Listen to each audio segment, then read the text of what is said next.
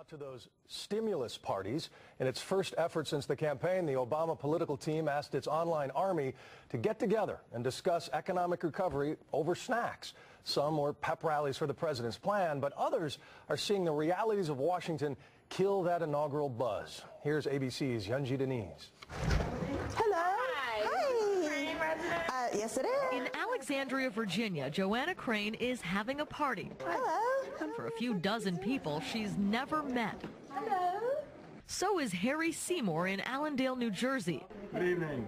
And Zahaba Stroud in Los Angeles. Welcome tonight. They're all part of President Barack Obama's Internet Army, 13 million people who connected online during his campaign and have now been called on to host economic recovery parties. Going beyond the campaign now, we're in the stage of actually trying to make change happen. Together they watch a video featuring Democratic National Committee Chairman Tim Kaine explaining the stimulus plan.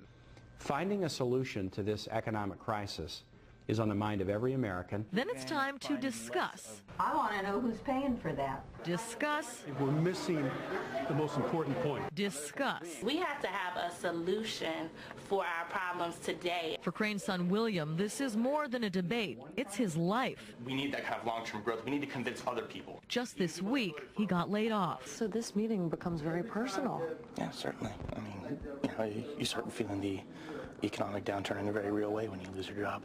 More than 3,000 people signed up to host parties like this weekend. The Democratic National Campaign Committee is trying to keep Obama's grassroots army alive to help him push his agenda through Congress. But it won't be easy. Hope and change are already clashing with the realities of Washington. I have a lot of friends who voted for Obama who are now sort of regressing back into that stage of why is the economy better already? This is 13 million people who are invested in him, but also with their own specific agendas. So if the president chooses to do something that they disagree with, I think that you could see that this network turn on him. So far, they're still with him. Nobody's ever asked me before what I thought. This is what being a citizen feels like, as opposed to just a consumer. The president's challenge now is to make these supporters feel like they're having an impact, even if that just means talking each other through these tough times. For Good Morning America, Yunji Denise, ABC News, Alexandria, Virginia.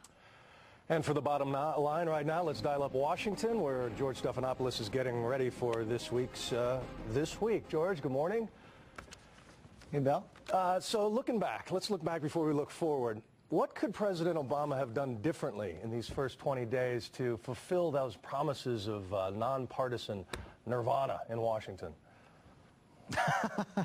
I think part of the problem, and I think some White House officials I've talked to can see this, is that he put too much emphasis on nonpartisan nirvana rather than on getting the job done, that they made bipartisanship the goal rather than the means to the end. Again, you take a step back, it's not even 2 full weeks, 3 full weeks in office right now, and the president is on the verge of having his economic package pass both the House and the Senate, more than $800 billion. That's pretty significant, but you're right, because the White House set the goal of bipartisanship, maybe even 80 Senate votes, this does have the feel of a failure, even though it's a great success. Yeah, I guess it gets lost in all the rancor that we watch on the back and forth. Now, he will head to Elkhart, Indiana tomorrow. No county in the country has seen unemployment rise higher, faster. Is this part of a public push? We saw the House parties there. Is he going back into campaign mode now? A little bit, and a little bit to get tough and to convince people that this package is necessary, that the answer, even if it's not everything he wanted, that it's the right answer for the economy right now, that it's absolutely essential it get done. There's some concern in the White House that because these negotiations between the House and the Senate, if indeed they happen, could get difficult, that the president's deadline will slip, that they will not be able to finish this package by the president's day deadline the president had set. So he wants to go out there and put some pressure on. And for those people sitting at home wondering, when's the help coming? As the Senate, the House tries to reconcile these bills, what do you think? What's the timetable?